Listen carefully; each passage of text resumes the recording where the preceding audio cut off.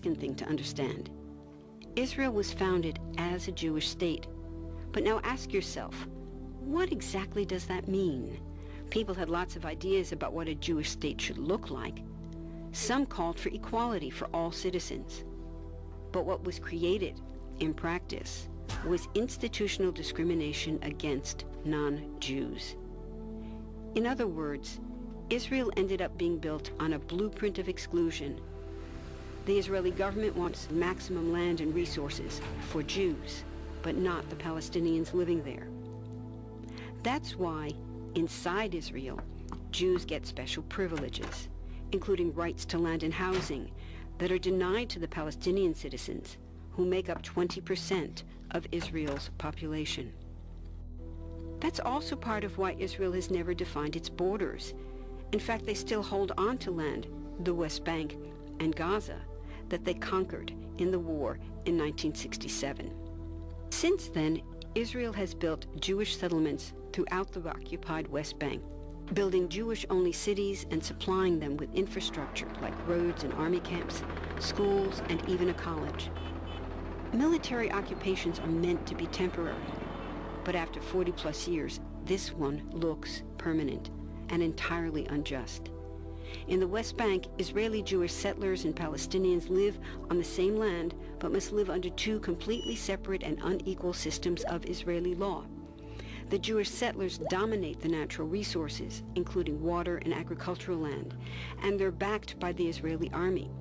To maintain the occupation, Israel has demolished thousands of Palestinian homes and orchards, confiscated Palestinian land, bombed a captive civilian population in Gaza, and punished resistance with raids, arrests, and assassinations, all to gain maximum land while making life so difficult. Welcome back to Philippines Uncut. I'm Buddy Cunanan. Tonight's topic is part 2 of understanding the Israeli-Palestinian conflict. And joining us still is our Hans Palacios, former student union leader of Richmond University of the United Kingdom.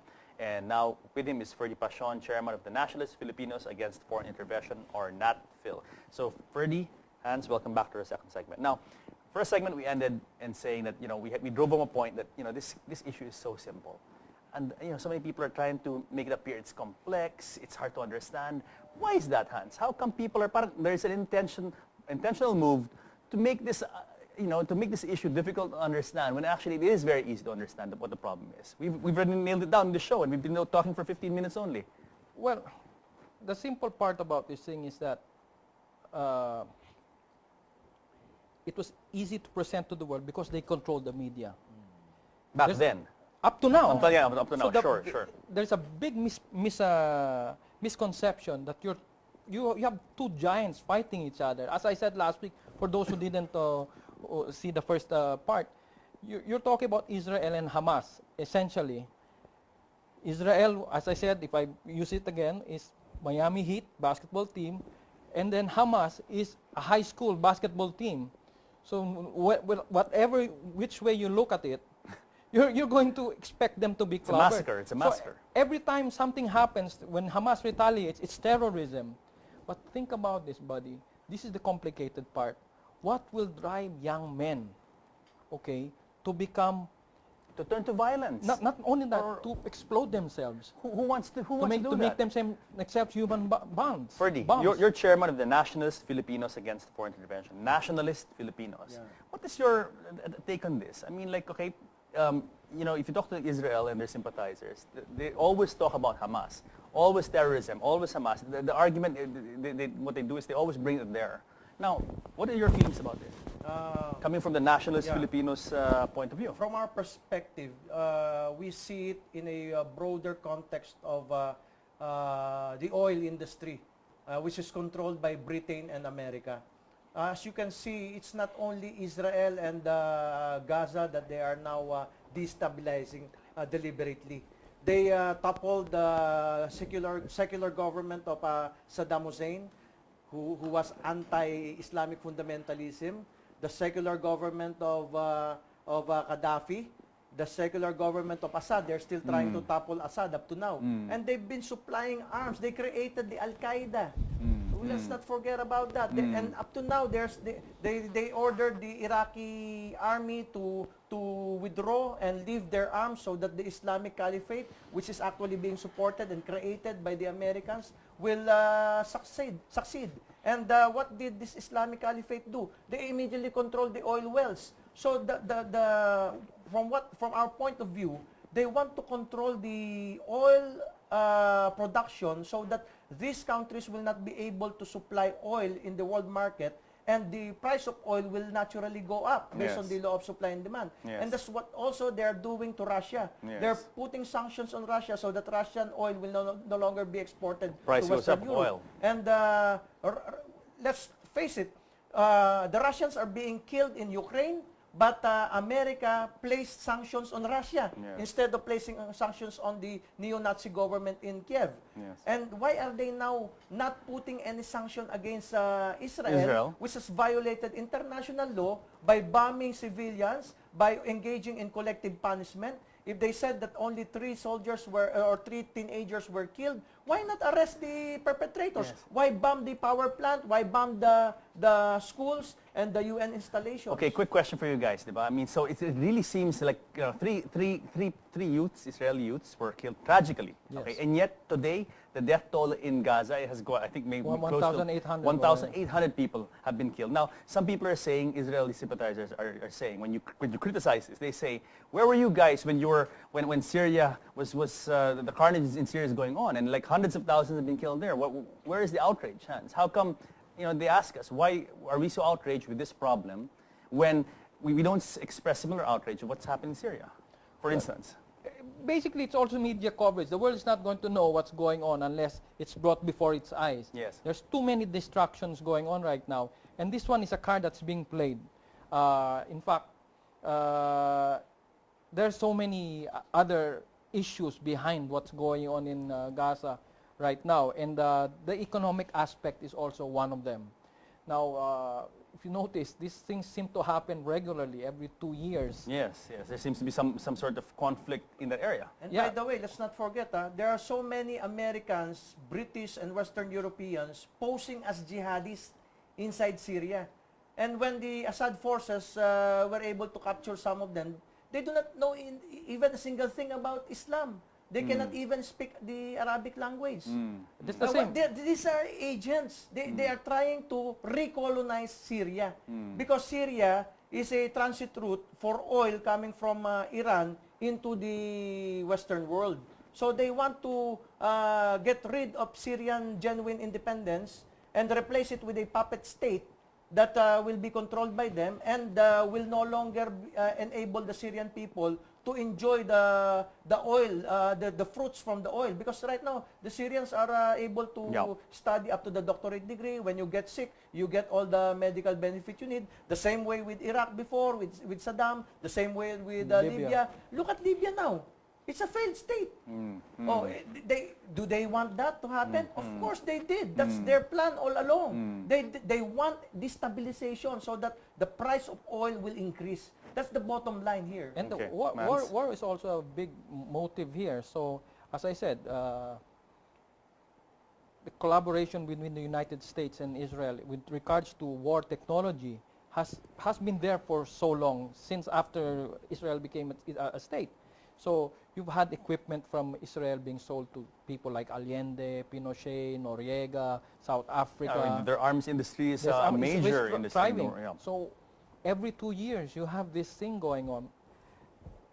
And it's not against the Arabs and the Israelis, by the way, because the Israelis are allied with the Saudis. They do not discuss in media. The Saudis are in cahoots with the Israelis.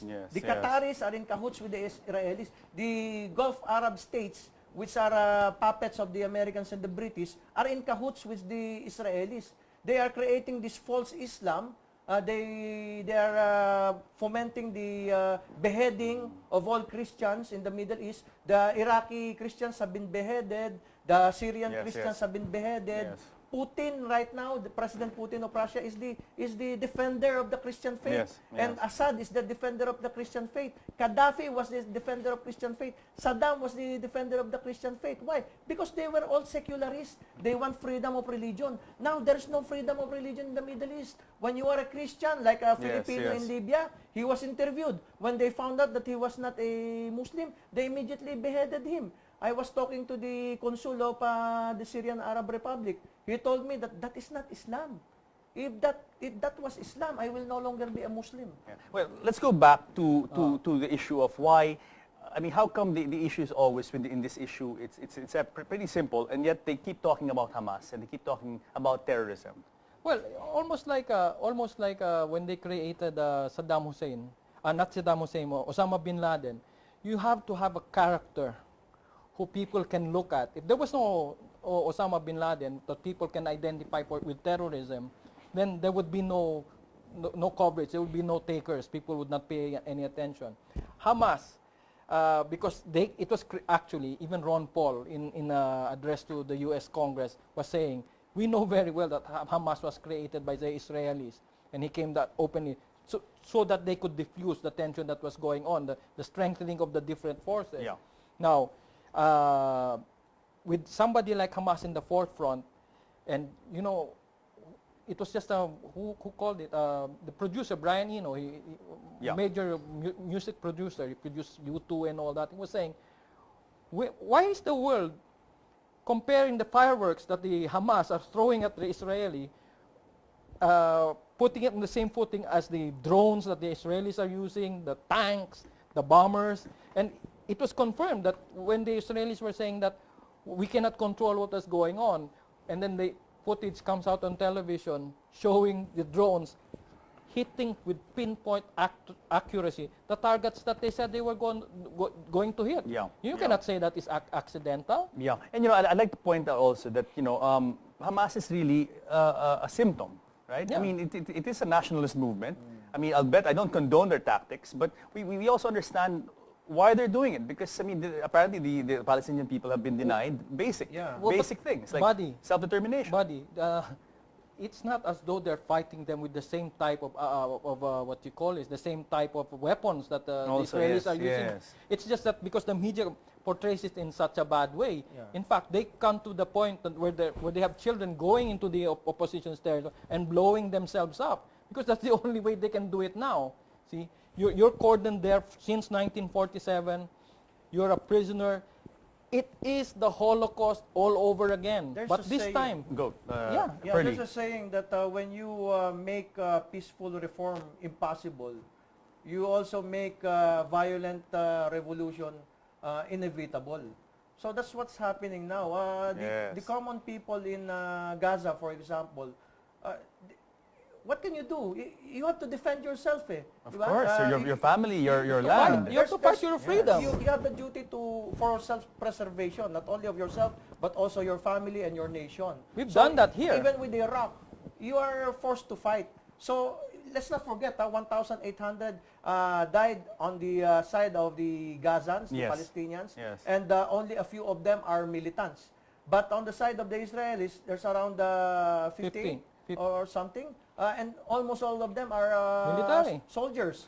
And there's 2,000 Americans in the Israeli army, 2,000 Americans. The funny thing about this, with their backward technology, how come Hamas is able to target the military with pinpoint accuracy with those, as they said, fireworks, as Brian Eno called it, compared to the Israelis who have all the technology, drones, and they're hitting the Iron Dome. Now, as I was saying, in 2008, 2009, when they had what Operation Cast led, what was being promoted in the arms show after that, actually used in Gaza were the robots.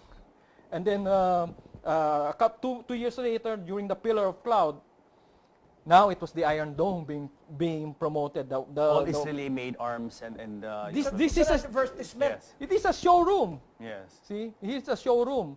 So every time they're doing this, there is something that they're using. They're making even money. The drone. They're making money. Yeah, they're making money. It sounds very macabre, but they are making money. Yeah. It's all about, The Americans, money. oil, arms. It's all about money. It's all money. Americans are producing the weapons.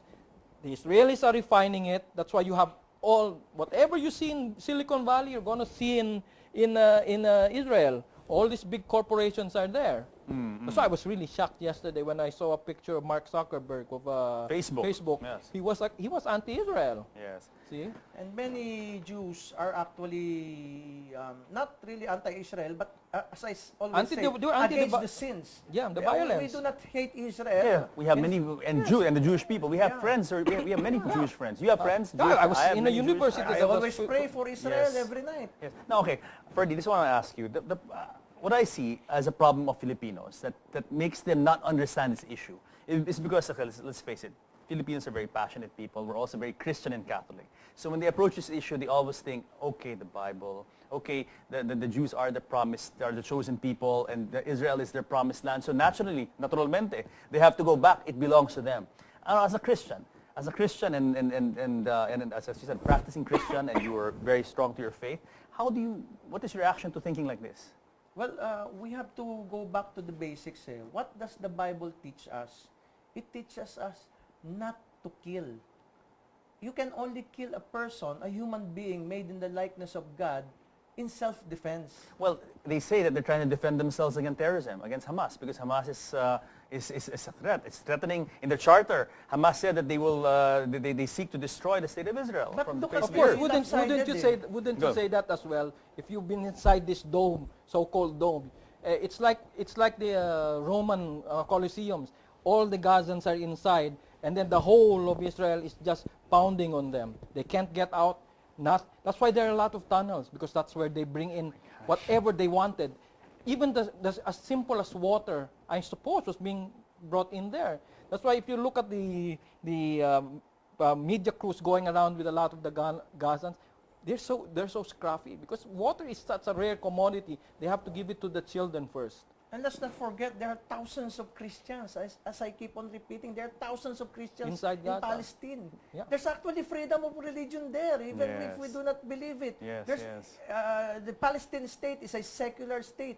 Even though Hamas is a fundamentalist, believes in Islamic fundamentalism, Hamas does not behead Christians in Gaza. Yeah, I actually spent some time in Israel, and I want to point this out to viewers now. I mean, a lot of people, Filipinos, want to go to Israel for pilgrimages, and understandably, because for their faith, for our faith, Jerusalem in Israel is a very special place, no? Bethlehem, Nazareth, I mean, it's all there. Now, what a lot of Filipinos probably don't know is that the ones who are protecting these sites, these holy Christian sites, and who have preserved them over the ages, over the hundreds, thousands of years, are not the Jewish people, but the Palestinians. Yes. The Arabs. Because the Arabs. genuine Islam that do not go about beheading so-called infidels, the genuine Islam believes in Jesus Christ as a prophet. In fact, Islam is closer to Christianity than Judaism is, if we will analyze it. Why? Because Judaism does not believe in Jesus Christ. But the Muslims believe that Jesus Christ is one of their prophets. That's why those who are not the creation of the CIA, the genuine Muslims, they do not go about exterminating Christians. Look at Gaddafi. He allowed the Christians to coexist with the Muslims. Yes. Saddam Hussein, Assad. Yes. Who are the ones that are promoting Islamic fundamentalism? Al-Qaeda. The CIA. Al-Qaeda, which is a CIA baby. Oh, Yes. the puppets of the British, the Saudis, and all the Gulf Arab states. So these are the real enemies of Islam and Christianity, and even Judaism. So if we will just take a hard look at it, and let's identify the real villains. Let's not fight each other. Let's promote intellectualism and rational thinking. Yeah, and as I was telling Hans, there seems to be really an effort to muddle the issue, to make people confused. Because I like to say, the only way one can defend the indefensible is to confuse people. Yes, and harp on their religious There you bigotry. go. foment division, foment mutual suspicion and all that. And you who is like- doing yeah. that? Satan. Yes. Satan is the one doing that. The real God, who is the God of Literally love. or figuratively? Literally and figuratively. Okay. All right. Because the Bushes are pretending to be Christians when in fact they are skull and bones. They are Satanists. Very well said, very well said. But Ferdy, we have the pause for break. Hans, we have pause for break. More of Philippines Uncut and understanding the Israeli-Palestine problem, Israel-Palestine problem when Philippines Uncut returns.